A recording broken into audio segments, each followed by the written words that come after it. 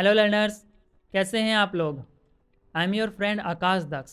इस प्लेटफॉर्म पर आपकी लर्निंग जर्नी में आपको हर तरह से असिस्ट करने के लिए आई होप कि लास्ट सेशंस में आपने बहुत कुछ सीखा होगा।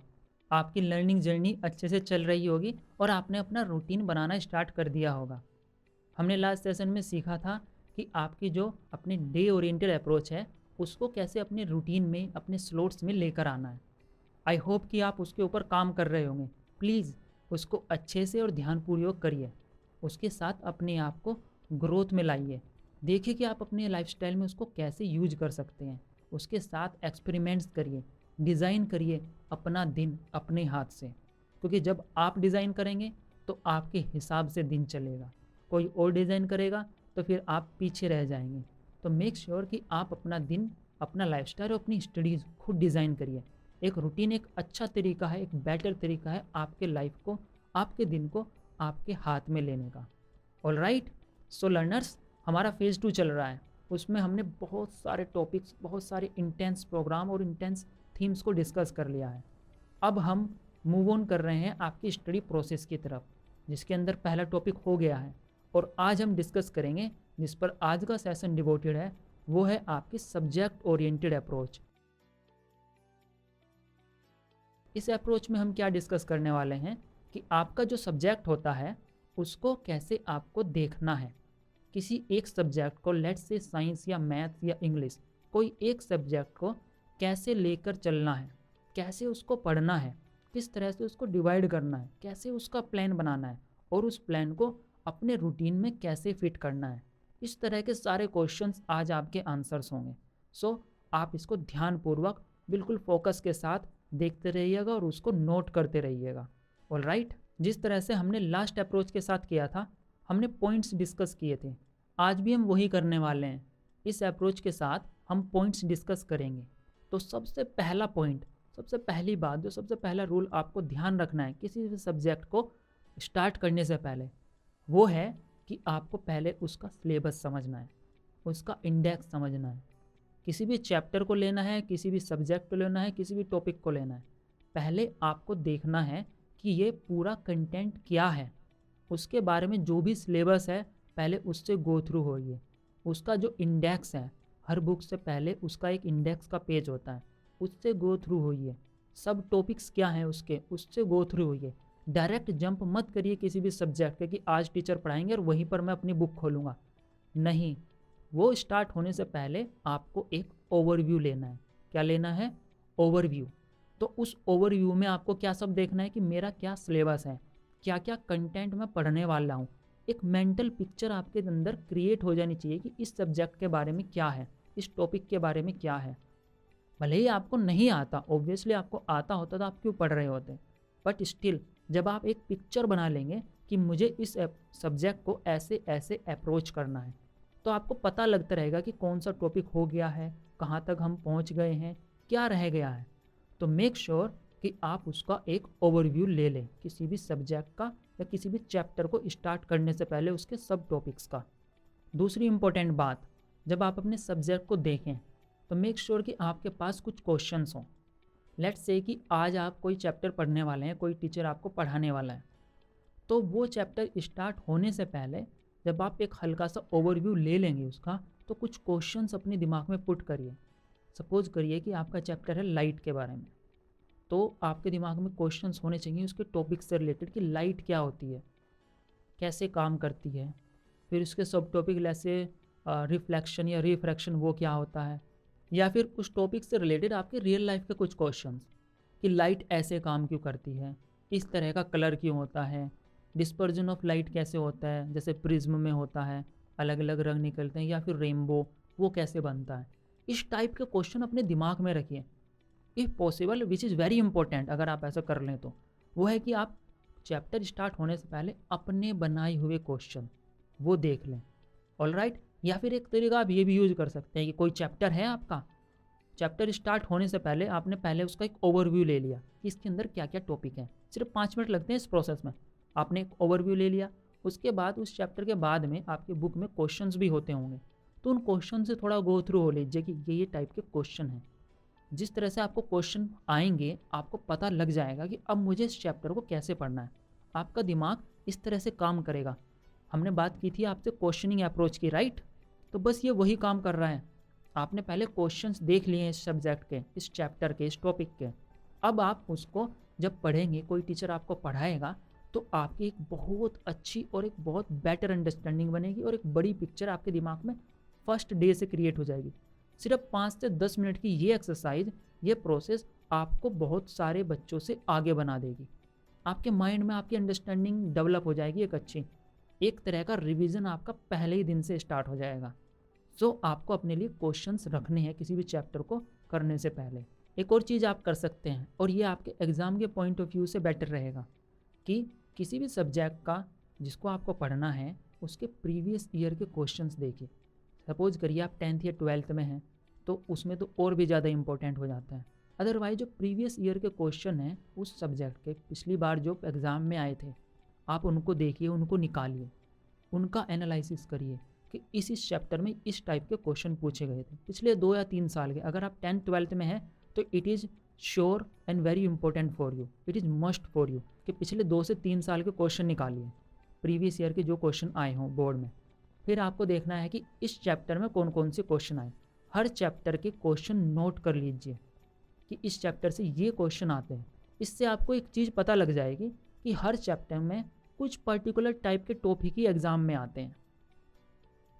आपके चैप्टर से हर चीज़ नहीं आती, तो आपको एक आइडिया लग जाएगा कि हाँ, इस चैप्टर में 3-4 टॉपिक हैं जो हमेशा आते ही आते हैं। जैसे लाइट का एक पर्टिकुलर फॉर्मूले का कोई क्वेश्चन आता ही आता है, फोटोसिंथेसिस पर क्वेश्चन आएगा ही आएगा, समथिंग लाइक दैट। आपको कुछ आइडिया लग जाएगा कि इस चैप्टर से ये क्वेश्चन तो ज़रूर आएगा, या इससे रिलेटेड कोई क्वेश्चन ज़रूर आएगा, तो आप सबसे पहले उसे करिए। ये मार्क्स को आपके बढ़ाने के लिए एक अच्छा तरीका है, लेकिन ये तब काम आता है जब आपके टाइम कम हो। आप इसको यूज करिए, लेकिन ये सब्स्टिट्यूट नहीं है। आप इसका मतलब ये नहीं कि बाकी सब टॉपिक छोड़ देंगे। अभी आप 6 to 12th के बीच में हैं, मीन्स अभी आप सिर्फ 12th तक पढ़ ही रहे हैं, अभी आप ग्रेजुएशन की तरफ मूव ऑन नहीं किए। तो हर चीज़ आप जो कुछ भी पढ़ते हैं वो सिर्फ फंडामेंटल ग्राउंड वर्क के बारे में है, आपकी स्टडीज़ के, आपकी लर्निंग के। तो आप कुछ भी चीज़ छोड़ नहीं सकते। हर चीज़ आप इक्वली इम्पोर्टेंट है आपकी लाइफ में, आपके कैरियर में।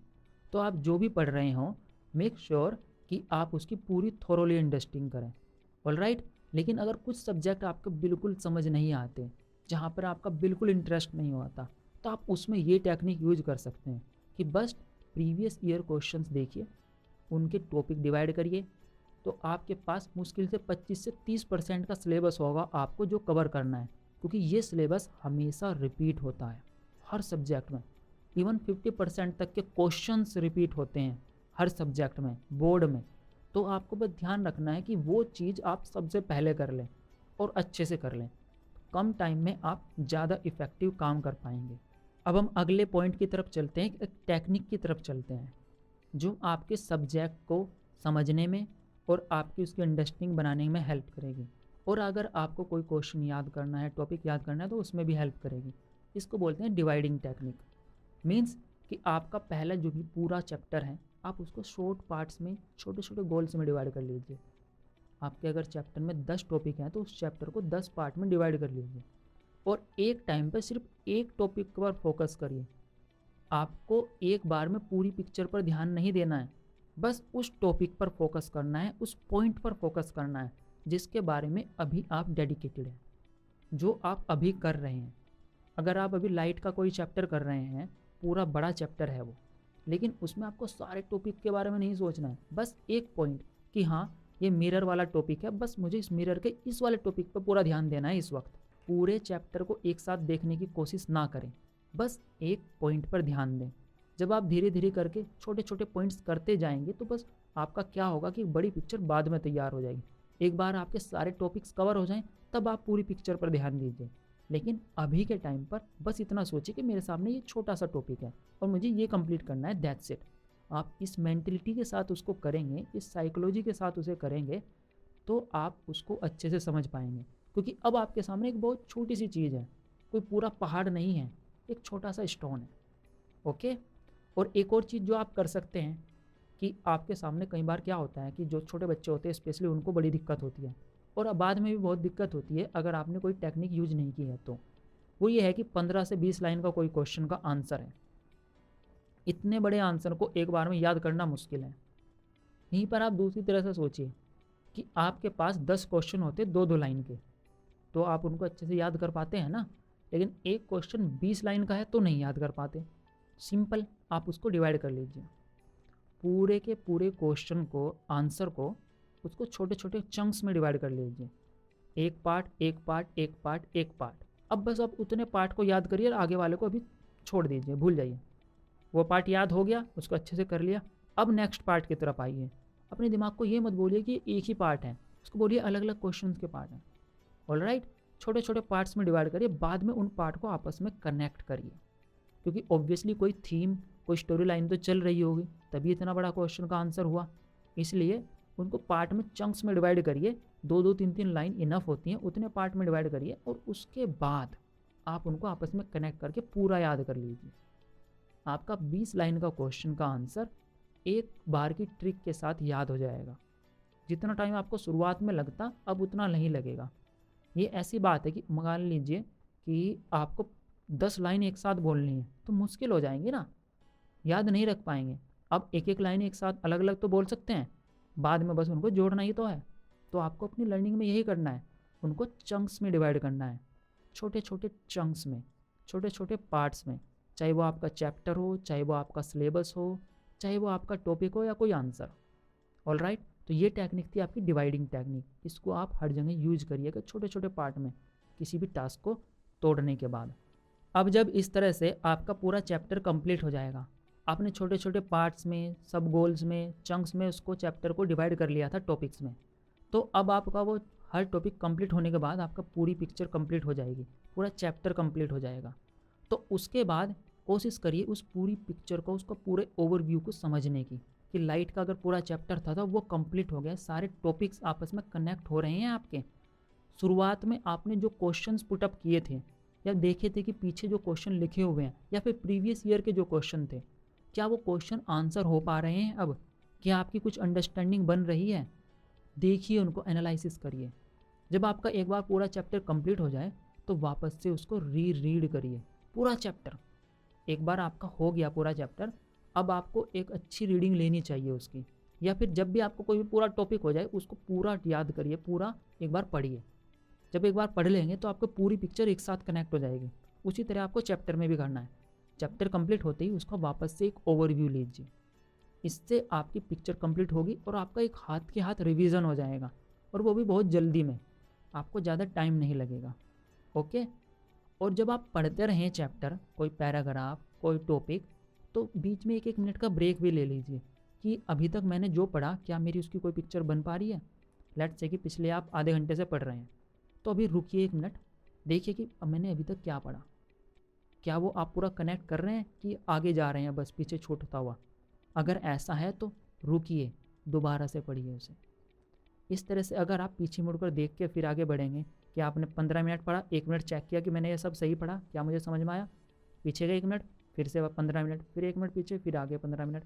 तो इस तरह आपका वो जो पूरा आपने पढ़ा वो बिल्डअप होता रहेगा, डिसकनेक्ट नहीं होगा, पूरी पिक्चर क्लियर होती रहेगी। एक बार में, एक सिटिंग में आप पढ़ते हुए भी आपको अच्छा रिजल्ट मिलने स्टार्ट होंगे, आपका रिवीजन साथ के साथ हो जाएगा एक। सो आपको इस तरह से भी पढ़ना चाहिए आपके सब्जेक्ट को, अपने टॉपिक्स को। जब आपका पूरा टॉपिक कंप्लीट हो जाए या पूरा चैप्टर कंप्लीट हो जाए, तो जब आपको उसका ओवरव्यू लेना है तो कोशिश करिए उसकी एक पिक्चर बनाने की या फिर उसको नोट करने की। सपोज करिए आपने पूरा लाइट का चैप्टर पढ़ लिया है, अब आपको सेंट्रल आइडिया के साथ कुछ कुछ चीज़ें लिखिए उसके बारे में, जो जो याद है, पॉइंट्स में। एक्सप्लेनेशन नहीं करनी है, सिर्फ पॉइंट्स कि ये टर्म थी, ये टर्म थी, ये टर्म थी, ये टर्म थी, आपस में उनको कनेक्ट करिए। मैं आपको नोट मेकिंग वाले सेशन में समझाऊंगा कि आपको कैसे नोट कर सकते हैं। Multiple technique, spider web technique होती है, flow chart technique, multiple techniques होती है जो हम डिस्कस करेंगे।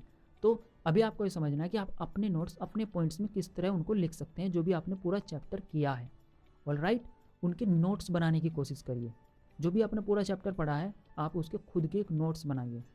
आपको नोट्स बनाते वक्त ये सोचना है कि ये नहीं है कि जो टीचर ने क्वेश्चन आंसर करा दिया वो टक टक कर लिए। ऐसे से सिर्फ क्वेश्चन आंसर होंगे, अंडरस्टैंडिंग डेवलप नहीं होगी। आपकी थिंकिंग डेवलप नहीं होगी। एजुकेशन का पर्पस यही है, आपकी थिंकिंग को डेवलप करना, आपकी अंडरस्टैंडिंग को डेवलप करना, आपकी क्रिटिकल थिंकिंग को बढ़ाना। तो जब आपका पूरा चैप्टर या टॉपिक कंप्लीट हो जाए तो मेक श्योर कि उसके कुछ नोट्स अपनी अंडरस्टैंडिंग के हिसाब से बनाइए, पॉइंट्स में ही लिखिए, सिर्फ पॉइंट्स बनाइए, उनको आपस में कनेक्ट करने की कोशिश करिए।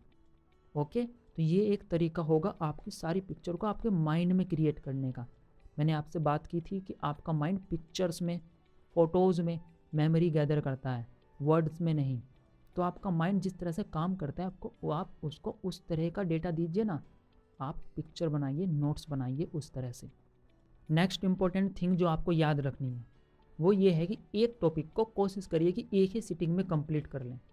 लेट्स से कि मिरर का कोई टॉपिक है या फोटोसिंथेसिस वाली प्रोसेस है, तो आप उसको एक बार बैठ के आधा एक घंटा लगातार उसको पूरा समझ लें। ये नहीं कि 15 मिनट बैठे और फिर छोड़ के दोबारा चले गए, फिर बाद में पढ़ाई की, या फिर आज इतना पढ़ा कल अगला पढ़ा। एक टॉपिक एटलीस्ट वो सब टॉपिक कंप्लीट एक बार में हो जाना चाहिए, क्योंकि आपका माइंड उस पर काम कर रहा है। अगर आपने उसको बीच में छोड़ दिया तो आपके माइंड की जो अंडरस्टैंडिंग बन रही थी वो ब्रेक हो जाएगी और वो दोबारा वहीं से स्टार्ट नहीं होती है। तो कोशिश करिए आप जब स्टार्ट करें किसी टॉपिक को तो कंप्लीट करने की कोशिश करिए, चाहे उसके लिए 1 घंटा लगातार बैठना पड़े या 1.5 घंटा। मेक श्योर कि आप एक सिटिंग में उसको कर लें, या फिर 5 मिनट का ब्रेक ले लें और फिर स्टार्ट कर दें। उसको नेक्स्ट डे पोस्टपोन करने की कोशिश ना करें। All right. और एक और इम्पोर्टेंट बात, एक और चीज़ जो अभी हमने पहले भी डिस्कस की थी कि आपके फैक्ट्स क्या हैं, कॉन्सेप्ट्स क्या हैं, ट्रूथ और ओपिनियन वाले में। तो जब आप पढ़ रहे हो तो आप इसको डिस्टिंग्विश करने की कोशिश करिए कि आपने अभी जो पढ़ा है क्या वो मेयर फैक्ट है या एक कॉन्सेप्ट है। जो भी आपने पढ़ा क्या वो कोई कॉन्सेप्ट है, कोई फैक्ट है, सिंपल डेटा है। इस तरह से डिवाइड करिए और जो भी कॉन्सेप्ट होता है उसको पूरे अपने फैक्ट से कनेक्ट करने की कोशिश करिए, बिगर पिक्चर बनाइए। All right. तो पढ़ते वक्त अपने सब्जेक्ट को ये ध्यान रखिए कि आप क्या पढ़ रहे हैं, ऑब्वियस रहिए उसके बारे में, कॉन्शियस रहिए उसके बारे में कि आपका जो टॉपिक है वो फैक्ट है कि या कंसेप्ट है। कंसेप्ट है तो उसकी पूरी अंडरस्टैंडिंग बनाइए, उसको कनेक्ट करिए बाय नॉलेज, बाय एक्सपीरियंस और बाय आपके पिलर्स हैं जो फैक्ट्स के। All right. अभी तक हमने बहुत सारे टॉपिक्स, बहुत सारे पॉइंट्स डिस्कस कर लिए हैं और हमने कुछ टेक्निक भी डिस्कस करी है आपके सब्जेक्ट व्यू के बारे में, आपके सब्जेक्ट ओरिएंटेशन अप्रोच के बारे में। अब हम एक और टेक्निक की तरफ मूव ऑन कर रहे हैं। ये टेक्निक बहुत ज़्यादा इम्पोर्टेंट है और बहुत सिंपल भी है, बस आपको इसके साथ पेशेंस रहना है। ठीक है, अपना पेशेंस बना के रखना है। ये टेक्निक है आपकी ट्री टेक्निक। ट्री टेक्निक, इस टेक्निक में आपको 3 चीज़ों का ध्यान रखना है। जैसे एक ट्री में होती है, सबसे पहले क्या आप उसका बनाते हैं। लेट्स से कि आप ट्री का एक आर्ट बना रहे हैं अपनी स्केच राइटिंग में। ऑल राइट, स्केच बना रहे हैं उसका। सो आपने क्या करते हैं, पहले आप बनाएंगे उसका ट्रंक, सिंपल ट्रंक छोटा छोटा ऐसा बना लेंगे। उसके बाद आप बनाएंगे क्या, उसकी ब्रांचेज, आप ब्रांचेज बनाएंगे। फिर उसके बाद आप उसके लीव्स बनाएंगे, पत्ते बनाएंगे और छोटी डिटेल्स बनाएंगे। मीन्स कि आपने इसको कितने पार्ट में डिवाइड किया, पहले एक बड़ी बड़ी हेडलाइन तैयार की, एक आउटलाइन तैयार की, उसके बाद उसकी थोड़ी सी डिटेल्स डाली, ब्रांचेज डाली, थोड़ा सा उसको पिक्चर को बढ़ाया, फिर आपने उसके ऊपर लीव्स बनाई और छोटी छोटी डिटेल्स को उसको ऊपर ऐड ऑन किया। तो बस आपको अपनी स्टडीज़ में भी यही करना है, एक ही बार में सारी चीज़ें नहीं करनी है कि डायरेक्ट आप पूरी डिटेल में जाने की कोशिश करें। जब आप किसी चैप्टर को पढ़ते हैं तो ऑब्वियसली चैप्टर में तो हर तरह की डिटेल गिवन होगी। अगर आपको उसको समझना है तो एक ही बार में आप सारी डिटेल, सारा डेटा कैप्चर नहीं कर सकते, सारी अंडरस्टैंडिंग एक बार में नहीं बनेगी। तो क्या करना है आपको, पहली रीडिंग के साथ आपको बस उसके ट्रंक पे काम करना है, एक बेसिक स्ट्रक्चर तैयार करना है जिसके ऊपर आप बाकी चीज़ें ऐड ऑन करेंगे एज डिटेल्स। All right. तो आपको पढ़ते वक्त सब्जेक्ट के साथ यही करना है कि पहले आप उसकी हल्की सी डिटेलिंग रखें, उसके बाद आप उसकी मोर डिटेल्स करें। जो भी किसी भी टॉपिक के सबसे ज़्यादा विजिबल पार्ट होते हैं, जैसे आपके ट्री के होते हैं, वो होते हैं उसके फैक्ट्स, फिर उसके कॉन्सेप्ट्स। ये होंगे आपके ट्रंक वाला पार्ट कि आपने इसके कुछ इंपॉर्टेंट पार्ट इसके नोट कर लिए और उसके बाद उन डिटेल में गए हैं। लेट्स से कि आपकी फोटोसिंथेसिस की प्रोसेस थी, तो आपके दिमाग में सबसे पहले क्या चीज़ आती है फोटोसिंथेसिस के बाद? वो होती है आपका प्लांट, फिर क्या होता है आपके सनलाइट, वाटर, मिट्टी, आपकी क्लोरोफिल। ठीक है, तो ये 4-5 चीज़ें आपके सामने हैं। इनके कुछ कॉन्सेप्ट भी हैं। क्लोरोफिल का अलग कॉन्सेप्ट है, आपकी सनलाइट का एक कॉन्सेप्ट है, वाटर कैसे पेड़ तक पहुंचता है, ये अलग अलग कॉन्सेप्ट भी है, पर आपस में ये फैक्ट भी है कि पानी चाहिए, क्लोरोफिल चाहिए, सनलाइट चाहिए। तो ये आपके पिलर्स जो बने, ये छोटे कॉन्सेप्ट जो मेन थे इस पूरे फोटोसिंथेसिस प्रोसेस के, तो ये होंगे उसका ट्रंक पार्ट। पूरी फोटोसिंथेसिस समझने से पहले आपको 3-4 चीज़ ही पता होनी चाहिए। तो आपने सबसे पहले अपना बना लिया ट्रंक पार्ट, सबसे पहले फंडामेंटल स्ट्रक्चर तैयार कर लिया। अब अगले पार्ट में आपको क्या करना है, इसके ऊपर ब्रांचेज लगानी है, मतलब थोड़ी और डिटेल। तब हम बात करेंगे उसके अंदर कि क्लोरोफिल चाहिए, क्लोरोफिल ग्रीन होता है, फिर क्लोरोफिल ही क्यों चाहिए होता है। उसके बाद ये जो उसकी जो इक्वेशन है C6H12O6 वाली, ग्लूकोज वाली, तो ये कैसे फॉर्म होके आ रही है, वो वाला पार्ट। और फिर हम तीसरे पार्ट की तरफ मूव ऑन करेंगे, दैट इज़ लीव्स वाला पार्ट। अब उससे रिलेटेड हम बहुत छोटी छोटी डिटेल्स कि अगर सनलाइट नहीं होगी तब कैसे काम करेगा, पत्ते नहीं होंगे तब कैसे काम करेगा, कैसे फूड बनाता है पूरा प्लांट। फिर उसके अंदर जाइलम और फ्लोएम 2 सिस्टम होते हैं, वाटर के लिए और उसके फूड के लिए, वो भी आप समझेंगे अगर आप अपना चैप्टर पढ़ेंगे तो इस तरह से आप उसकी छोटी छोटी डिटेल्स में जा रहे हैं। लेकिन आप शुरुआत में इस डिटेल में नहीं जा सकते थे ना, डायरेक्ट हमने इस पर जंप कर लिया। आपके टीचर ने सबसे पहले आपको बताया कि एक कोई चीज़ होती है जिसके थ्रू प्लांट्स अपना खाना बनाते हैं, दैट इज़ फोटोसिंथेसिस। एक शब्द में आपको फोटोसिंथेसिस बता दिया। फिर आपको धीरे धीरे पता लगा कि इस डेफिनेशन में और भी बहुत सारी चीज़ें हैं, इस कॉन्सेप्ट में और भी बहुत सारी चीज़ें हैं। तो इस तरह से आपको अपना किसी भी टॉपिक को तैयार करना है, मल्टीपल फेज में उसको डिवाइड करके, मल्टीपल रिविजन्स में उसको डिवाइड करके, एक ही चीज़ पर लगातार काम करते हुए।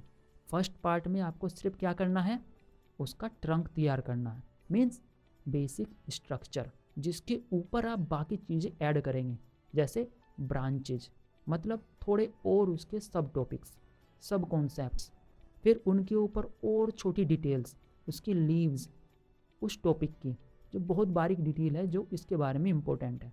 इस तरह से आप पूरा स्ट्रक्चर तैयार करेंगे।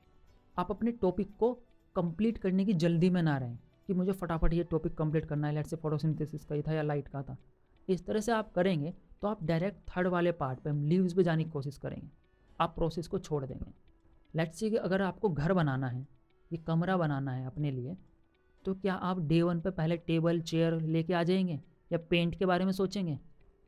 पहले आप सोचेंगे कि वॉल्स खड़ी करनी है, फिर उसके ऊपर एक कंक्रीट टेरेस आएगा। ऑलराइट, आपने पहले ग्राउंड वर्क के फंडामेंटल की बात की। फिर इसके बाद आप सोचेंगे कि इसके ऊपर प्लास्टर होना है, इसके अंदर फर्नीचर लगना है, गेट लगना है, विंडो लगना है। फिर आप सोचेंगे इसके बाद इसके ऊपर पेंट होना है। पेंट होने के बाद आप सोचेंगे ऊपर वॉल में कोई डिज़ाइन तो नहीं लगाना है। फिर आप सोचेंगे इसके अंदर फर्नीचर क्या क्या लाया जा सकता है, टेबल चेयर बेड वगैरह। फिर आप और थोड़ी डिटेल्स के अंदर जाएंगे, कर्टेल्स की तरफ जाएंगे, एड ऑन चीज़ों की तरफ जाएंगे, जैसे टेबल पर मेरे सामान रखा हुआ है, इस तरह की चीज़ें। डे 1 में आप ये सब नहीं लेके आ सकते ना, तो आपने पहले स्ट्रक्चर तैयार किया, फिर उस स्ट्रक्चर के ऊपर थोड़ी डिटेलिंग की, उसको साफ़ किया, फाइन किया, फिर उसके अंदर और छोटी छोटी डिटेल, पेन पेपर टेबल, यहाँ तक लेके आए। जिस तरह से घर को तैयार करने में ये प्रोसेस लगती है, उसी तरह आपका किसी भी टॉपिक को तैयार करने में वो ट्री टेक्निक लगती है। मीन्स कि आप हर छोटी डिटेल को धीरे धीरे करके लेके आएंगे। पहले आप उसका फंडामेंटल स्ट्रक्चर तैयार करेंगे, उसके ऊपर ब्रांचेज लगाएंगे, उन ब्रांचेज के ऊपर बाद में आप अपनी लीव्स लगाएंगे। किसी भी टॉपिक की सबसे पहले उसकी होगी जो बेसिक कॉन्सेप्ट, उसके फैक्ट्स हैं, क्या है, किस टॉपिक के बारे में है। इसीलिए मैंने आपसे बात की थी फर्स्ट पॉइंट में कि आपको पहले उस सब्जेक्ट का ओवरव्यू लेना है, उसका सिलेबस समझना है, उसके टॉपिक्स को देखना है कौन कौन से आने वाले। एक बार आपको अपना ओवरव्यू मिल जाएगा किसी भी टॉपिक के या सब्जेक्ट के सिलेबस का, तब आपको पता है कि अच्छा मुझे ये वाला स्ट्रक्चर है, इसके ऊपर बिल्डअप करना है। लाइट वाला चैप्टर आएगा, मैग्नेट वाला चैप्टर आएगा, या फिर आपका प्लांट का चैप्टर आएगा, फोटोसिंथेसिस से रिलेटेड कोई चैप्टर आएगा, वाटर से चैप्टर रिलेटेड है, जो भी है आपको पता है कि किसके ऊपर बिल्डअप करना है। कोई चीज़ ग्राउंड पे हो तो जिसके ऊपर आप बिल्डअप करेंगे, कोई स्ट्रक्चर तो हो पहले, तो वो स्ट्रक्चर तैयार करना है आपको पहले। ऑलराइट, तो ट्री टेक्निक को आप इस तरह से यूज कर सकते हैं। यही कारण है कि आपको हमेशा बोला जाता है कि आप पढ़ने से पहले, चैप्टर से पहले एक बार उसकी रीडिंग ले लें। उसके बाद एक बार होने के बाद आपको रिवीजन भी करने होते हैं, क्योंकि रिवीजन जब आप कर रहे होते हैं किसी भी चैप्टर का, तो आप क्या कर रहे होते हैं, आप उसमें डिटेल ऐड कर रहे होते हैं। ऑलरेडी जो कंटेंट है आपका बना हुआ, उसके ऊपर आप डिटेलिंग ऐड करते हैं।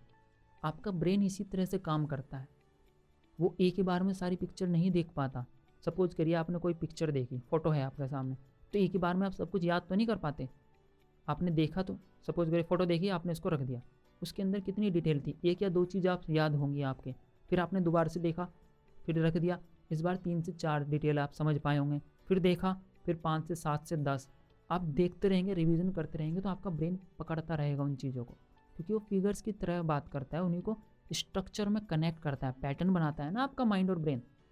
तो आपको इसी तरह से अपने ब्रेन को डेटा देना है और उसके लिए तैयार रहना है कि नहीं मैं एक ही बार चैप्टर पढ़ लूँगा, मुझे सब आ जाना चाहिए। ऐसा किसी के साथ नहीं होता। No matter how genius someone is, किसी के साथ ऐसा नहीं होता। हाँ, कोई व्यक्ति कम या ज़्यादा हो सकता है अपनी लर्निंग कैपेबिलिटी के साथ, लेकिन बस इतना डिफरेंस हो सकता है कि एक व्यक्ति को 2 रिवीजन लगते हैं, एक को 4 लगते हैं, 5 लगते हैं। आपको हार्डवर्क से थोड़ी पीछे भागना है।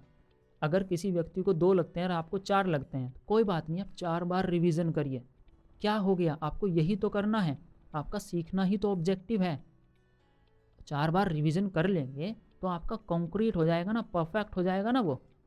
तो मेक श्योर कि आप रिवीजन करें। रिवीजन का कॉन्सेप्ट यही है, जितनी बार आप उसको रिवाइज करेंगे, उसको रिसाइट करेंगे, उतना ज़्यादा आप उसकी डिटेल समझेंगे, आपकी पिक्चर उतनी फाइन होगी।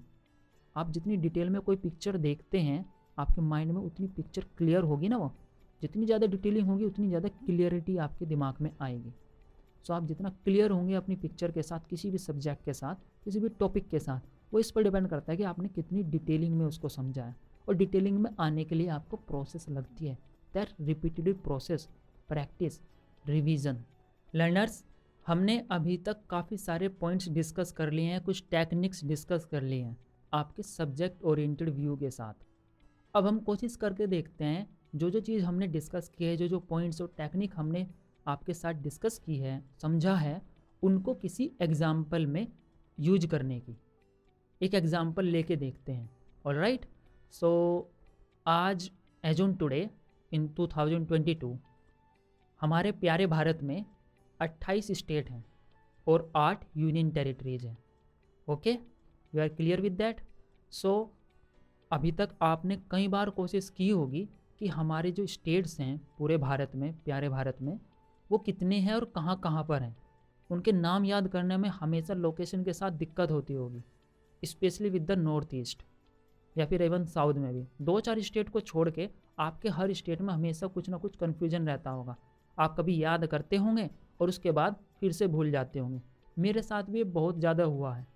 बहुत रिसेंटली ही मैंने अच्छी टेक्निक सीखी हैं, जिसके बाद अब मैं समझ पाया हूँ उनको अच्छे से याद करने के लिए, और अब मैं उनको कभी नहीं भूलता हूँ। मेरे टीचर ने मुझको बहुत अच्छे से सिखाया था। I am very thankful to him. So मैं वही टेक्निक आपके साथ शेयर करूँगा आज। सो प्यारे भारत को समझने के लिए हम कोशिश करते हैं, उसको वही मेथड से स्टार्ट करते हैं जो हमने यूज किया था पहले भी, that is division method. Means कि अब हम अपने प्यारे भारत को कुछ पार्ट्स में डिवाइड कर लेंगे, ताकि जो इतना बड़ा भारत है वो हमें इतना बड़ा ना लगे, 28 राज्य और 8 यूनियन टेरिटरीज बड़ी ना लगे, तो हम उसको छोटे पार्ट में डिवाइड कर लेते हैं और बस उस छोटी पिक्चर को देखेंगे, न कि पूरे प्यारे भारत को। तो हम उसको डिवाइड करते हैं 5 पार्ट में, नॉर्थ, साउथ, ईस्ट, वेस्ट और सेंटर। 5 पार्ट में डिवाइड कर लेते हैं कि नॉर्थ के राज्य अलग होंगे, साउथ के अलग होंगे, इस तरह से 5 पार्ट में डिवाइड कर लेते हैं। अब हम बात करते हैं सिर्फ नॉर्थ की, स्टार्ट करते हैं सिर्फ नॉर्थ से। इस एग्जाम्पल में हम नॉर्थ की बात करेंगे, आप बाकी को रिलेट कर पाएंगे कि नॉर्थ में अब कितनी यूनियन टेरिटरीज हैं और राज्य हैं। तो हम उस डिटेल में नहीं जाएंगे अभी हम सिर्फ किस पर बात करेंगे, आपके ट्रंक वाले पार्ट पर। ओके, तो ट्रंक वाले पार्ट पर बात करते हुए अभी हमको क्या करना है कि बस एक फंडामेंटल कुछ कॉन्सेप्ट्स की तरफ जाना है। ओके, कौन कौन से फैक्ट्स हैं इसके अंदर। तो हम देखते हैं कि हमारे नॉर्थ वाले प्यारे भारत में कौन कौन से स्टेट्स हैं और यूनियन टेरिटरीज हैं, उन सब के नाम। पहले क्या है, लद्दाख, ऑलराइट, फिर जम्मू कश्मीर, फिर हिमाचल प्रदेश, फिर उत्तराखंड, फिर हरियाणा और पंजाब। ये सारे हो गए। ये हमने डिस्कस करने हैं अभी नॉर्थ वाले पार्ट में।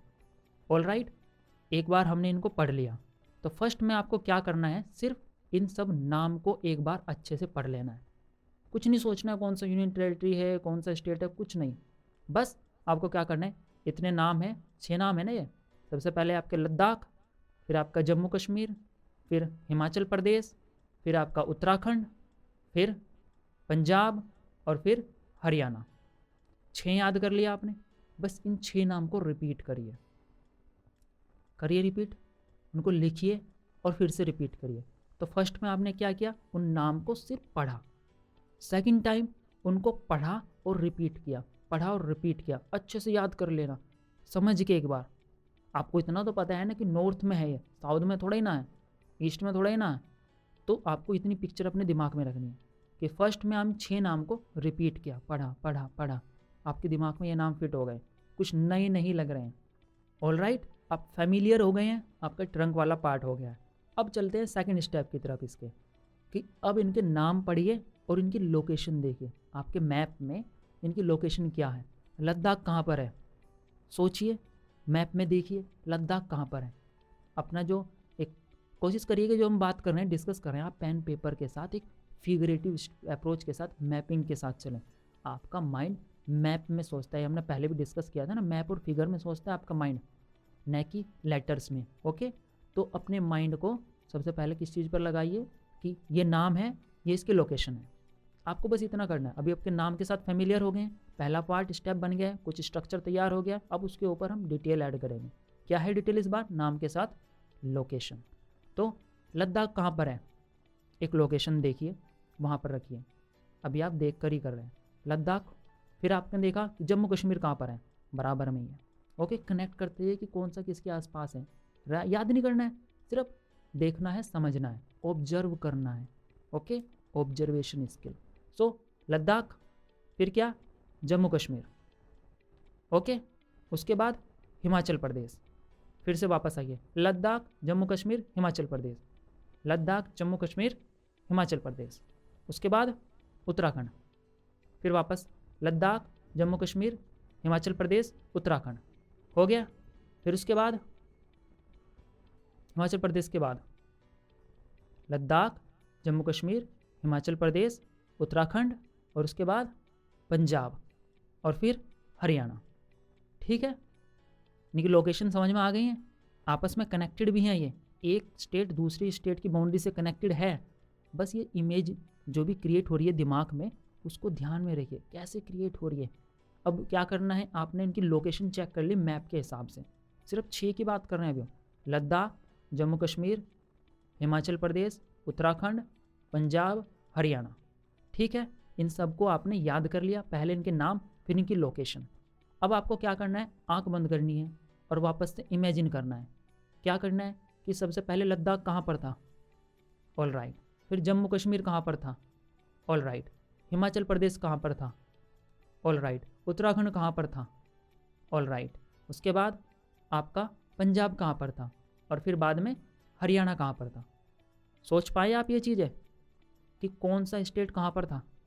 आंख बंद करके इमेजिन करिए, सोचिए कि अभी आपने क्या सीखा। ये भी एक स्टेप है, ये कर लिया आपने, ये आप रिपीट करिए।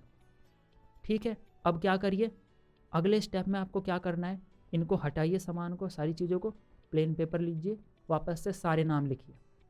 ओके, फिर अगला स्टेप, मैप में उनकी लोकेशन पे उसको लिखिए, देखिए कि कौन सा स्टेट किसके साथ कनेक्टेड है या यूनियन टेरिटरी। ऑल राइट, अब इन सारे में आपको सारी लोकेशन याद हो गई है। ओके, आपको सारे नाम याद हो गए हैं। अब आपको मुझे ये याद कराने की ज़रूरत नहीं है कि लद्दाख के सबसे नज़दीक कौन सा जम्मू कश्मीर है कि नहीं। जब आपने मैप देखा, आप आंख बंद करेंगे, इमेजिनेशन के साथ उसको पिक्चर करेंगे, आपको ऑटोमेटिकली आंसर आ जाएगा कि लद्दाख के बराबर में कौन था, जम्मू कश्मीर। उत्तराखंड किसके साथ लगा हुआ है, इधर हिमाचल प्रदेश के साथ, और कहाँ से भी लगा हुआ है, उत्तर प्रदेश के साथ भी लगा हुआ है। ठीक है ना, वो तो आपको पता ही होगा, इतना बड़ा राज्य है। तो अभी हम क्रिटिकल की बात कर रहे थे नॉर्थ में, सिर्फ कि कौन सा स्टेट किसके साथ कनेक्टेड है, और लद्दाख आपकी यूनियन टेरिटरी है। बस एक पॉइंट ये याद करना है, लद्दाख आपकी यूनियन टेरिटरी है। अब आपके सारे नॉर्थ के स्टेट और यूनियन टेरिटरी याद हो गई हैं सिर्फ 10 मिनट में। आपने सिर्फ प्रोसेस फॉलो किए हैं, एक बार में बॉम्बार्डमेंट नहीं किया है। आपने इनको लिस्ट में नहीं लिखना कि पहले ये 1 लिस्ट 2 लिस्ट 3 लिस्ट में नाम याद कर रहे हैं बस बैठ के। आपका ब्रेन लिस्ट में काम नहीं करता है, वो फिगर्स में काम करता है। उसके लिए वो फिगर बनाइए, इमेजिनेशन, मेंटल स्पेस में आपकी मेंटल इमेज बनाइए। कैसे? हमने जैसे किया, पहले आपने नाम याद किए, सारे 6 के 6 नाम याद किए 2-3 बार रिपीट किए। ओके, उसके बाद क्या किया, हमने उन नाम को एक लोकेशन दी आपके मैप में, कौन सा कहाँ पर कनेक्टेड है। फिर लोकेशन को याद किया और उसके साथ हमने क्या किया कि कौन किसके साथ कनेक्टेड है, उस फ्लो को समझा। ऑलराइट, कि किसके बाद कौन सा आ रहा है। जब आपकी लोकेशन बन गई तो अगला स्टेप क्या था कि कौन सा किसके बाद आए, वो फ्लो। लद्दाख के बाद जम्मू कश्मीर, इस तरह वाला फ्लो कनेक्ट करिए किस तरह से पिक्चर बन रहे।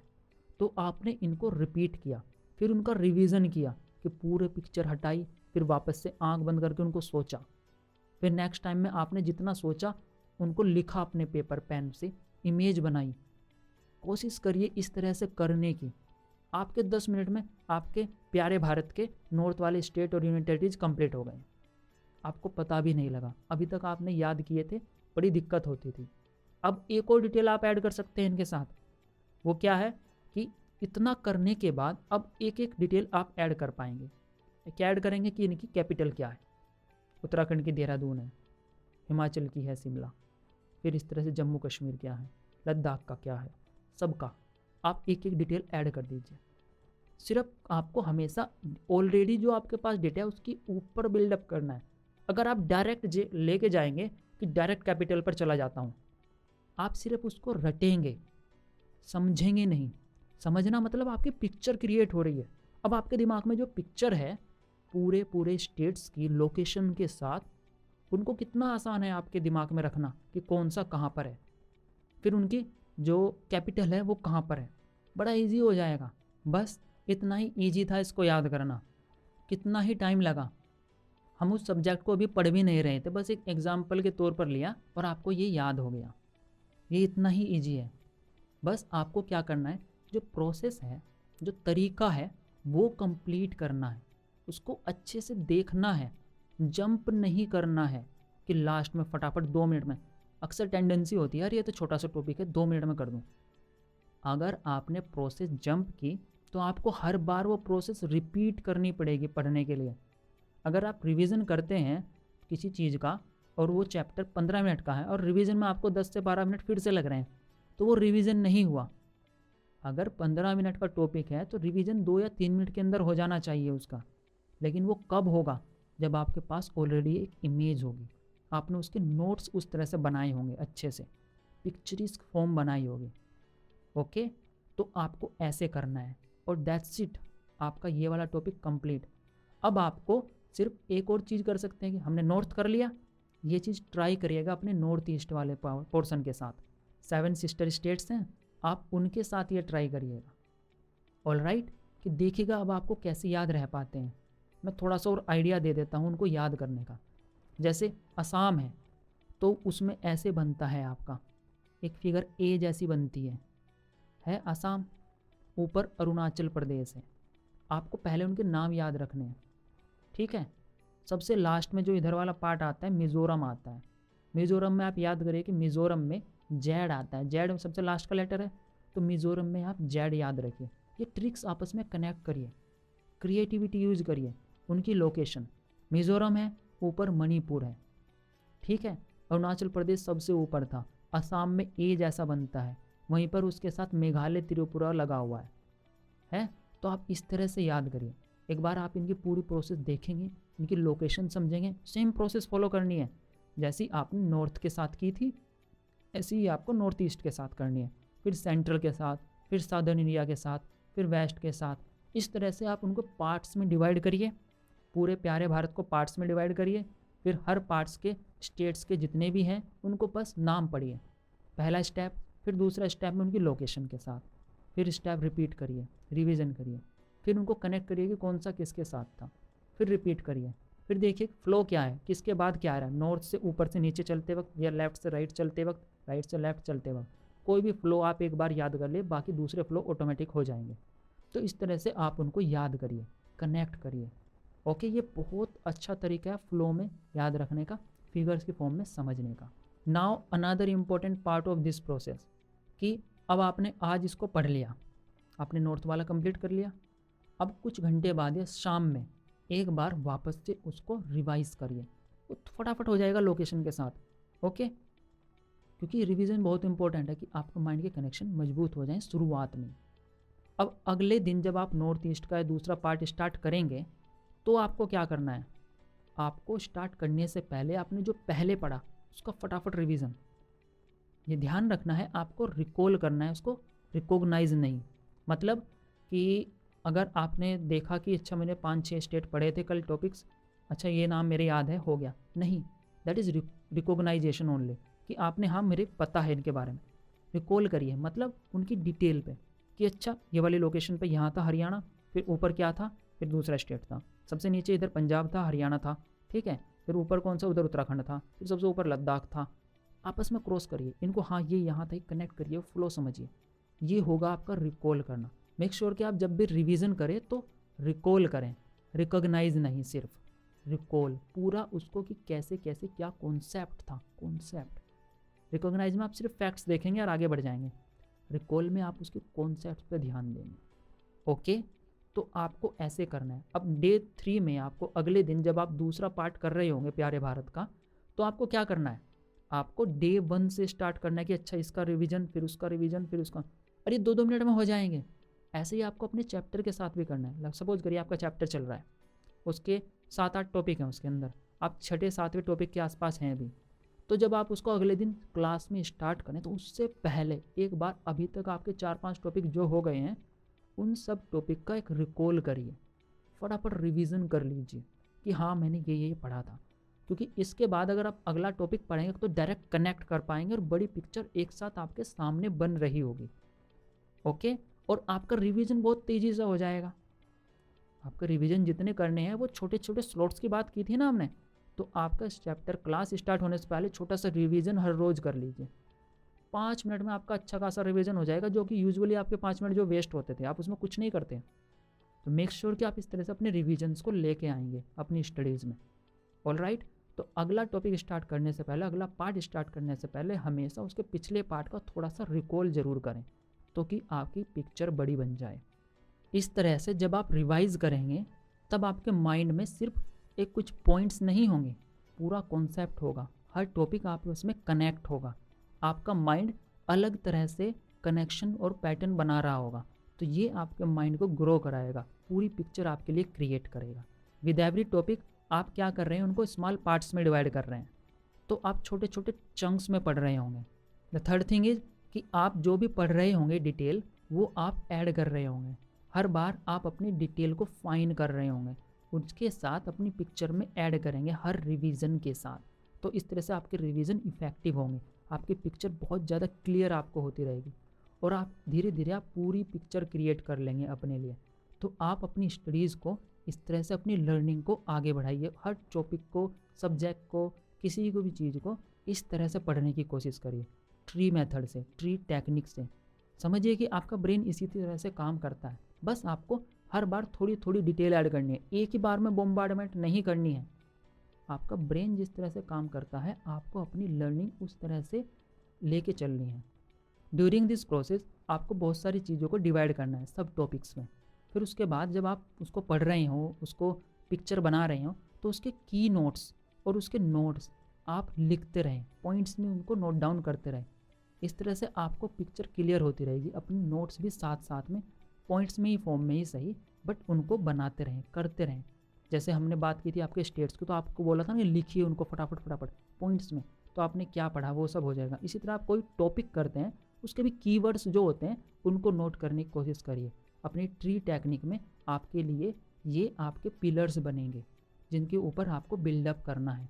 आपकी ब्रांच बनेगी, आपका ट्रंक बनेगा, जिसके ऊपर आपको लीव्स वाली डिटेल ऐड ऑन करनी है। सो आफ्टर ट्री टेक्निक अपने आप से क्वेश्चन पूछिए कि जो जो क्वेश्चंस थे मेरे, इस टॉपिक के बारे में जो हमने शुरुआत में ओवरव्यू के साथ किए थे, या फिर उसके प्रीवियस क्वेश्चन के साथ किए थे, या बैक में जो क्वेश्चन थे आपके किसी भी चैप्टर के, क्या वो अब आंसर हो पा रहे हैं, क्या आपको अंडरस्टैंडिंग दे पा रहे हैं, तो ये क्वेश्चन करिए। आपके लर्निंग में आपकी स्टडी जो चल रही है वो आपको पता लगेगा कि आप कितना समझ पाए और आपको कैसे अभी आगे प्रोसीड करना है और आपको रिवीजन की कितनी आवश्यकता है अभी। फिर से अब उसका एक रिव्यू करिए। जब आपका पूरा चैप्टर या पूरा टॉपिक कंप्लीट हो गया तो आप उसका एक रिव्यू लीजिए कि आपने क्या क्या पढ़ा है, एक फास्ट रिव्यू जिसके अंदर आप देखेंगे कि अच्छा ये टॉपिक्स थे, ये पॉइंट्स थे। ऑलराइट, उसके बाद आप देखिए कि आप इसके नोट्स कैसे बना सकते हैं। नोट्स मतलब प्रॉपर नोट्स, उसकी पूरी अंडरस्टैंडिंग, या उसको फ्लो चार्ट में बना सकते हैं, स्पाइडर वेब बना सकते हैं। मैं नोट मेकिंग की आगे की टेक्निक आपको अगले सेशन में कराऊंगा, समझाऊंगा, कोशिश करूंगा कि आप उसके साथ अपनी लर्निंग को ऐड कर सकें। सो उन टेक्निक को हम डिस्कस करेंगे। तो अभी आपको सोचना है कि जब आप ये कर लेंगे तो उनके बाद आप अपने नोट्स बना पा रहे हैं, कोई पिक्चर या फ्लो चार्ट बना पा रहे हैं, वो करिए, उसकी कोशिश करिए, ज़रूर बनाइए। ये आपको क्लियर करेगा कि आपने क्या समझा है। And the next point is कि आपको देखना है अब कोई प्रैक्टिस टेस्ट। आपने टॉपिक कंप्लीट कर लिया, सब्जेक्ट कंप्लीट कर लिया या फिर चैप्टर कंप्लीट कर लिया, अब उससे रिलेटेड एक कोई टेस्ट दीजिए। टेस्ट देना आपकी इफ़िशेंसी बढ़ाएगा। कैसे? अगर आप कोई टॉपिक है उसकी 4 बार रीडिंग करते हैं तो उससे बेटर है कि पढ़ने के बाद 4 बार रीडिंग से बेहतर होगा आप एक बार उसका टेस्ट दे दें। It is both equivalent. ये स्टडीज़ के बाद आया कि 4 रिवीजन 4 रीडिंग बेसिकली वो आपके इक्वलेंट होते हैं 1 टाइम के प्रैक्टिस टेस्ट से। कैसे? क्योंकि उस वक्त आप एक्टिवली पार्टिसिपेट करेंगे कि आपको एग्जैक्टली पता लगे कि हाँ मेरे ये वीक पॉइंट्स ये हैं। टेस्ट का मतलब यही होता है आपके वीक पॉइंट्स को बताना कि आपको वर्क कहाँ पर करना है, क्योंकि आपने पूरा टॉपिक पढ़ लिया है, अब आपको नहीं पता कि कौन कौन से गैप रह गए हैं। आपके हिसाब से वो पूरा हो गया। जब आप टेस्ट देंगे तब आपको पता लगेगा कि ये वीक लिंक्स हैं मेरे, तो प्रैक्टिस टेस्ट दीजिए।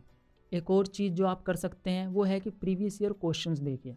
आपके जो प्रीवियस क्वेश्चन थे क्या अब वो आंसर हो पा रहे हैं, या जो क्वेश्चन थे तो आप उनको देखिए। ऑलराइट, अनदर थिंग इज़ कि जब आपने चैप्टर कंप्लीट कर लिया तो अलग रिसोर्सेज जो हैं उनके थ्रू भी पढ़ने की कोशिश करिए, उनके अलग पर्सपेक्टिव के लिए। जैसे आप गूगल कर सकते हैं किसी भी चीज़ को।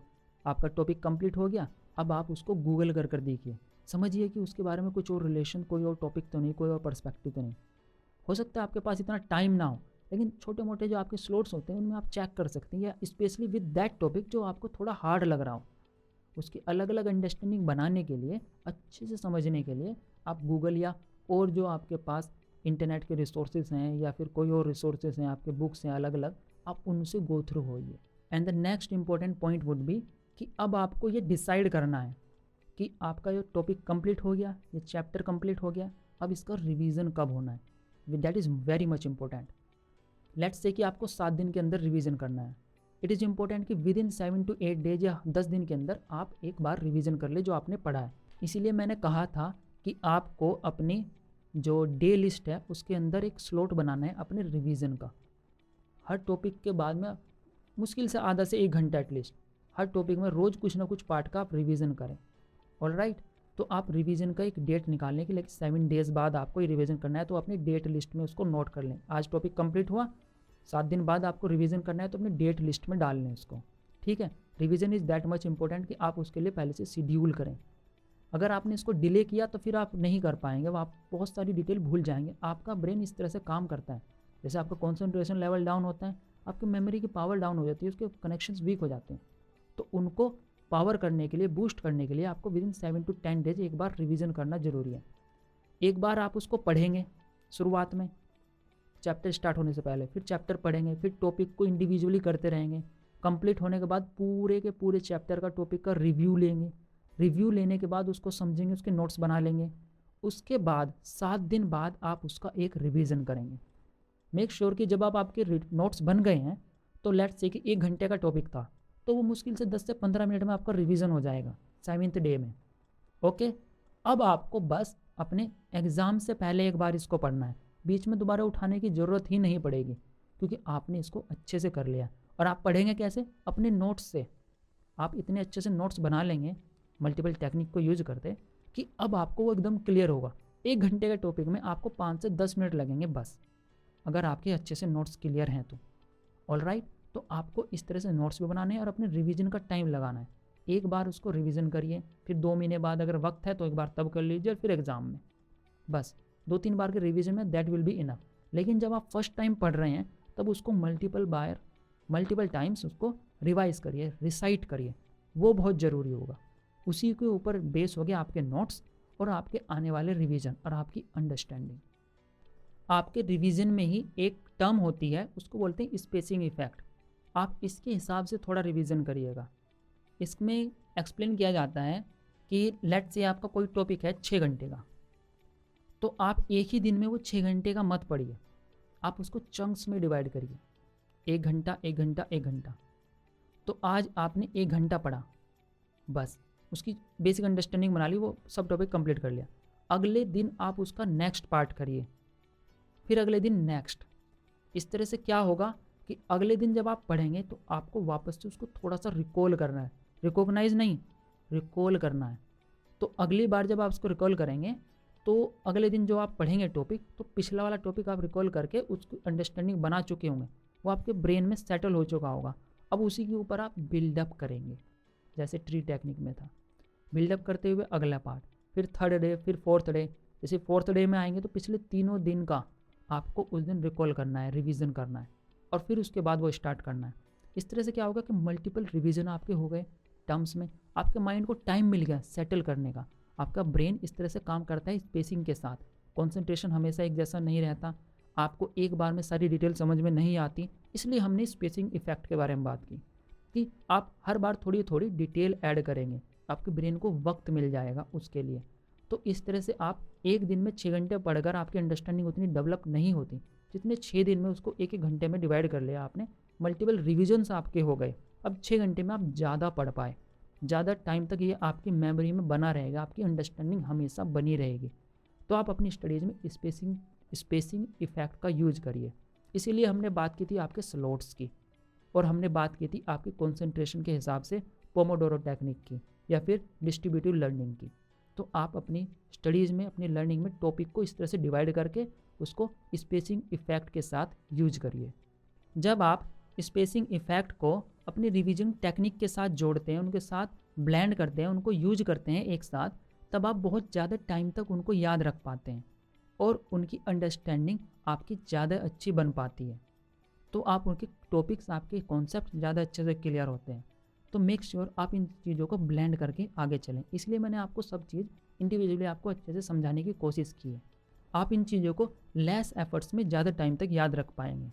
ऑलराइट, अब एक और चीज़ कर लेते हैं, वो है आपकी याद रखने की टेक्निक में, आपके सब्जेक्ट को टॉपिक्स पढ़ने की टेक्निक में, वो है निमोनिक टेक्निक या एक्रोनिम टेक्निक। एक्रोनिम्स बनाने हैं आपको।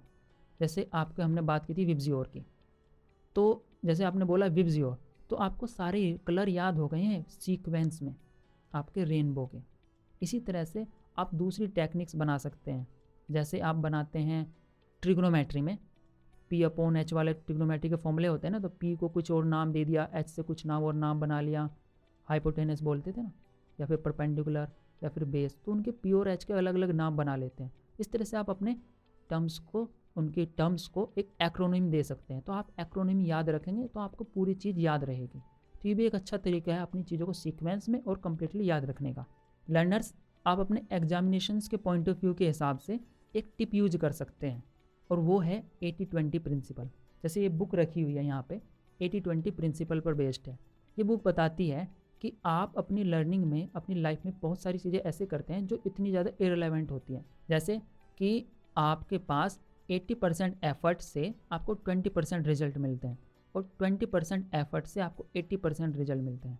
आप अपने एग्ज़ाम में इसको इस तरह सोच सकते हैं कि आपके जो सिलेबस आता है आपके एग्ज़ाम में, तो आपके एग्ज़ाम में जो 80% सिलेबस आएगा, मान लीजिए 100 क्वेश्चन आते हैं, तो उनमें से 80 क्वेश्चन ऐसे होंगे जो लगभग 20 ही टॉपिक में से आएंगे, 20 ही पार्ट में से आ जाएंगे। ये आपको पता लगेगा आपके प्रीवियस ईयर क्वेश्चन से। 80-20 फिक्स नहीं है, बात यह है कि एक बड़ा पार्ट आपके बहुत छोटे पार्ट से आता है, बहुत सारी चीज़ें आपको बहुत छोटे पार्ट से आती हैं। इसका मतलब ये है। तो आपको समझना है कि आप अपनी लर्निंग में इसको ऐसे यूज कर सकते हैं कि आप प्रीवियस ईयर के क्वेश्चंस लेके समझेंगे 2-3 साल के, अब देखेंगे कि आप उनमें से बहुत सारे क्वेश्चन रिपीट हो रहे हैं, पूरे चैप्टर में से 2 तरह के क्वेश्चन, 3 तरह के क्वेश्चन जो रिपीट ही हो रहे हैं। 50 से 60% आपके क्वेश्चंस आप प्रीवियस ईयर क्वेश्चन से निकाल सकते हैं। तो आप इस तरह से अच्छे से मार्क्स लेके आ सकते हैं।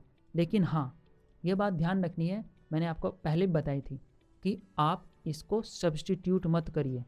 आपको अभी याद करना, लर्निंग पर ध्यान देना है। बस आपके मार्क्स के पॉइंट ऑफ व्यू से ये काम कर सकता है, लेकिन आपकी लर्निंग में नहीं। आपको अपनी लर्निंग में सारी चीज़ों पर अभी ध्यान देना है। धीरे धीरे आपको समझ आ जाएगा। वक्त के साथ आप समझेंगे कि ये जो 80-20 प्रिंसिपल है ये कितना प्रोफाउंड है और आपको कैसे मेल्ड करना है इसके साथ, ब्लेंड करना है इसके साथ। तो आप अभी इसके बस इस टर्म को समझने की कोशिश करिए। इसका बहुत बड़ा पर्सपेक्टिव है, एक बड़ी अप्रोच है, वो आपको थोड़े टाइम में समझ में आएगी। लेकिन अभी आप बस उसको उतने पार्ट की तरह से, इतनी छोटी फिगर के साथ समझिए कि हाँ, कुछ ही पार्ट होता है आपके एग्ज़ाम में जिससे आप ज़्यादा मार्क्स लेके आ सकते हैं। थोड़ी पढ़ाई में ज़्यादा मार्क्स लेके आ सकते हैं। वो कैसे? जब आपको पता हो कि इम्पोर्टेंट सबसे ज़्यादा टॉपिक्स कौन से हैं, कौन से टॉपिक आपके रिपीट हो रहे हैं। ऑलराइट, तो उन पे सबसे ज़्यादा सबसे पहले फोकस करिए, तो आपके मार्क्स अच्छे आ जाएंगे जल्दी। लेकिन मेरा ऑब्जेक्टिव, इस प्लेटफॉर्म का ऑब्जेक्टिव सिर्फ मार्क्स नहीं है, वो है ऑब्जेक्टिव आपकी लर्निंग में ग्रोथ कराना, आपकी लाइफ में। मार्क्स पीछे रह जाते हैं, आपकी लर्निंग आपके साथ रहती है। तो आपको अच्छे से लर्निंग कैसे करनी है, सारे टॉपिक्स को कैसे समझना है, तो आप ये जो टेक्निक्स हम यूज कर रहे हैं, समझा रहे हैं, डिस्कस कर रहे हैं, आपको उनको अपने लाइफस्टाइल में और अपनी लर्निंग में लेके आना है। सो लर्नर्स, हमने इस सब्जेक्ट ओरिएंटेड टेक्निक की, अप्रोच की सारी चीज़ें समझ ली। मैंने कोशिश की है हर टर्म्स को आपको समझाने की, हर कॉर्नर में इसके जाने की, आपको हर तरह से आपके रेलेवेंसी इसके साथ बनाने की। मैंने कोशिश की है कि आपके हर तरह का डेटा इसमें आपको प्रोवाइड किया जा सके, बहुत ही सिंपलिस्टिक तरीके से, with many examples. I hope कि ये आपके साथ काम करेगा और आप इसको अपने रूटीन में, अपने लाइफस्टाइल में और अपनी स्टडीज़ में इम्प्लीमेंट कर पाएंगे। प्लीज़ इसके साथ एक्सपेरिमेंट भी करिएगा और ट्राई करिएगा। मैं आपको अब इसको एक बार समराइज़ कर देता हूँ। ऑलराइट, तो सबसे पहले आपको क्या करना है कि आपको अपना ओवरव्यू लेना है किसी भी टॉपिक चैप्टर का। आपको समझना है कि इसके अंदर क्या क्या सिलेबस है और कौन कौन से पॉइंट्स आएंगे, ठीक है। फिर सेकंड में आपको उसको सब डिवाइड करना है, सब टॉपिक्स में डिवाइड करना है, छोटे छोटे गोल्स बनाने हैं, उसको चंक्स में डिवाइड करना है। फिर उस पर्टिकुलर पार्ट पर काम करना है, पूरी पिक्चर पर नहीं, पूरे चैप्टर पर नहीं, एक पर्टिकुलर टॉपिक को एक बार में पढ़ना है। आपको देखना है कि प्रीवियस ईयर क्वेश्चंस क्या हैं, या फिर इससे रिलेटेड कौन से क्वेश्चन बन सकते हैं जो आप अपने आप बनाएंगे, अपने जेन्युइन, या फिर इस बुक के बाद में लास्ट में कौन से क्वेश्चंस गिवन है। फिर आपको देखना है कि जब आप ये टॉपिक पढ़ लें, चैप्टर पढ़ लें, क्या वो क्वेश्चंस आपको अंडरस्टैंडिंग दे रहे हैं, क्या आप उनको आंसर कर पा रहे हैं। आप इस तरह से देखिए, आप कोशिश करिए इसको समझने की, याद करने की, इनको कनेक्ट करते हुए, जितने भी सब टॉपिक्स हैं उनको आपस में कनेक्ट करने की कोशिश करिए। देखिए उनको मल्टीपल रीड करके, आपको मल्टीपल टाइम्स इनको याद करना है, उनको रीड करना है, अपने टॉपिक्स को मल्टीपल टाइम्स रिवीजन करना है। नेक्स्ट इज कि आपको ट्री टेक्निक के सहारे इसको आगे बढ़ाना है, उस टेक्निक को यूज करना है जिसमें हमने बात की थी कि आप एक ट्रंक वाला पार्ट बनाएंगे, फिर ब्रांच वाला, फिर लीव्स वाला। मीन्स पहले आपके बेसिक फंडामेंटल टर्म्स, उन टर्म्स के ऊपर फिर कनेक्शन देंगे, आप और थोड़ी डिटेलिंग देंगे, फिर और थोड़ी डिटेलिंग देंगे लीव्स में, फिर छोटी छोटी डिटेलिंग पे काम करेंगे। जैसे हमने प्यारे भारत की याद करने में राज्यों का में किया था, वैसे ही यहाँ पर हर टॉपिक में आप इस तरह से करिए। इसलिए आप मल्टीपल रिविजन्स करते हैं, हर बार आप कुछ नया ऐड करते हैं उसके ऊपर। ऑलराइट, उसके बाद आपको बनाने थे उसके नोट्स। उसके नोट्स बनाइए, उसको मल्टीपल तरह से लिखिए, फ्लो चार्ट में, पॉइंट्स में लिखिए, या फिर वेब बनाइए, मैं उसको सिखाऊंगा। तो आपको उसके अपने शब्दों में नोट्स बनाने हैं, जो भी आप समझे। नेक्स्ट इज़ कि आपको पढ़ने के बाद उसका रिव्यू लेना है कि आपने इससे क्या क्या अंडरस्टैंडिंग बनाई, तो उसका एक प्रॉपर ओवरऑल रिव्यू लीजिए। एंड नेक्स्ट कि अब आपको देखना है कि अगला इसका रिवीजन कम करना है। 7 से 10 दिन के बाद आप एक डेट दीजिए और उसमें इसका रिवीजन करिए, ठीक है। तो revision is very much important. Next important point was कि जितने भी टॉपिक होते हैं उनको एक ही सिटिंग में मत करिए, उनको छोटे छोटे पार्ट में डिवाइड करिए और एक टॉपिक को एक बार में कंप्लीट कर लीजिए। पूरे टॉपिक को अलग अलग पार्ट में डिवाइड करके उसको एक सब टॉपिक को एक ही सिटिंग में कंप्लीट कर लीजिए। दूसरा पार्ट था कि आपको स्पेसिंग इफेक्ट लेके आना है। मीन्स कि अब कोई बड़ा टॉपिक है 6 घंटे का था जैसे, तो उसको सब टॉपिक्स में डिवाइड करके रिकॉल करते हुए अगले दिन पढ़िए। फिर अगले दिन आप जितने दिन पढ़ेंगे उससे पहले जो कुछ हो चुका था उसका एक बार रिकॉल करिए, उसको रिवीजन करिए, फिर आगे लेके आइए। तो आपके थोड़े थोड़े टाइम में ही आपका पूरा रिवीजन होता रहेगा। बाय द टाइम ये टॉपिक पूरा कंप्लीट होगा, आपका 1 से 2 से 3 बार आपका पूरा रिवीजन एक बार हो चुका होगा। अब आपको बस एक रिव्यू लेना बाकी रह जाएगा। एंड द नेक्स्ट इज, अब आपको करना है अपनी स्पेसिंग टेक्निक और अपनी रिवीजन टेक्निक्स को मिक्स करते हुए पढ़ने की, उनको कंबाइन करके लेस एफर्ट देते हुए ज़्यादा उनसे आउटपुट लेके आना है। ऑलराइट, उसके बाद आपको पूरा ओवरव्यू लेना है, पूरा रिव्यू करना है जो भी आपने अब तक पढ़ा। ठीक है, तो पूरे चैप्टर का, पूरे टॉपिक का एक रिव्यू लीजिए। आप कुछ ही टाइम में जब आप इसको मैनेज कर लेंगे, टॉपिक कंप्लीट होते होते 2 से 3 बार आपका रिवीजन हो चुका होगा, प्लस पूरा टॉपिक होने के बाद एक रिवीजन करेंगे, उसके नोट्स बना लेंगे। जब आप इसके साथ फेमिलियर हो जाएंगे तो बहुत कम टाइम में आप इन सब चीज़ों को करते रहेंगे, क्योंकि आपका ब्रेन ऑलरेडी इस पर काम करता रहेगा। जो छोटे छोटे स्लॉट्स जो आप मिस कर देते थे वो आपके यूज होने लगेंगे, आप कम टाइम में ज़्यादा इफ़िशियंसी लेकर आ पाएंगे। इस टेक्निक को मैं कोशिश कर रहा हूँ कि और छोटा करके आपको समझाया जाए, तो आप इसको 3 पार्ट्स में डिवाइड कर सकते हैं ऐसे, एस, क्यू और 3R। एस मीन्स कि सर्वे या फिर उसका ओवरव्यू। कोई भी टॉपिक है, कोई भी चैप्टर है, उसका सर्वे करिए, ओवरव्यू लीजिए उसका। ठीक है। Second thing is Q. Q means questions, ask question. इसके बारे में जितने भी क्वेश्चंस हैं उनको बिल्डअप करिए, देखिए कि वो आपके क्वेश्चन आंसर होते हैं क्या। पहले आपको उसका ओवरव्यू लेना है, फिर उसके बारे में आपको क्या करना है, क्वेश्चंस देखने हैं कि कौन कौन से क्वेश्चंस बन सकते हैं उसके टॉपिक्स में। चैप्टर रीडिंग से पहले हो रहा है ये, देखिए कि इसके लास्ट में क्या क्या क्वेश्चंस थे, कौन से प्रीवियस ईयर क्वेश्चन है इस सब्जेक्ट, इस टॉपिक के बारे में, इस चैप्टर के बारे में। तो फर्स्ट पॉइंट इज एस, मतलब सर्वे या overview. Second is question, Q, आपको क्वेश्चन पुट अप करने हैं। Third one is 3R। 3R में फर्स्ट आर क्या है आपका, रीड, दूसरा रिसाइट, तीसरा रिव्यू। पहले रीड करिए पूरा चैप्टर या पूरा टॉपिक, वो रीड करिए, उसको अच्छे से समझिए। ठीक है। फिर दूसरे में आपको रिसाइट करना है, मीन्स आपने जो रीड किया, जो समझा, आंख बंद करिए और उसको कोशिश करिए कि आप उसकी अंडरस्टैंडिंग पूरी बना पा रहे हैं। रिसाइट करिए या फिर उसको लिखने की कोशिश करिए, उसके नोट्स बनाइए, कीवर्ड्स लिखिए, उसको रिसाइट करिए। 1 मिनट का गैप लीजिए, आपने जो अभी पढ़ा उसको वापस से कोशिश करिए कि आपने क्या पढ़ा, क्या समझा। आपने रीड किया, आपने रिसाइट किया। चैप्टर कंप्लीट होने के बाद अब आपको क्या करना है, रिव्यू। जो भी आपने पूरा पढ़ा उसका रिव्यू करिए, पूरी अंडरस्टैंडिंग, बड़ी पिक्चर बनाइए। ये होने के बाद आप देखिए कि जो क्वेश्चन थे क्या वो आंसर हो पा रहे हैं या नहीं, तो फिर कहाँ पर कमी है, टेस्ट दीजिए बाद में। तो क्या करना है आपको, S, Q, 3R। S means survey या फिर plus overview, Q means question और 3R means read, recite, review. Okay, I hope कि मैं आपकी कुछ अंडरस्टैंडिंग बना पाया हूँगा, मैं आपकी कोई हेल्प कर पाया हूँगा कि आपको किसी भी सब्जेक्ट को, किसी भी टॉपिक को कैसे अप्रोच करना है, कौन कौन सी आप टेक्निक यूज कर सकते हैं। प्लीज़ इनको फॉलो करिएगा, इनको रिवाइज करिएगा, इनको अच्छे से समझिएगा। इस लेक्चर को, इस सेशन को 2 बार 3 बार रिपीट करिए, हर एक पॉइंट को अच्छे से नोट डाउन कर लिए अपनी जर्नल राइटिंग में। ठीक है। उसमें नोट करने के बाद आप समझिए और इसको इम्प्लीमेंट करिए, किसी चैप्टर के साथ इसको इम्प्लीमेंट करके देखिए, छोटे चैप्टर, छोटे टॉपिक के साथ प्लीज़ इसको इम्प्लीमेंट करके देखिए, देखिए कितना काम करता है आपके लिए, आपकी लर्निंग में कुछ ग्रोथ आती है कि नहीं। प्लीज़ इसको ट्राई करिएगा, आई होप कि ये आपके लिए अच्छे से काम कर पाएगा। मैंने पूरी कोशिश की है हर एक तरह से इसको आपको समझाने की, आपके सामने प्रेजेंट करने की।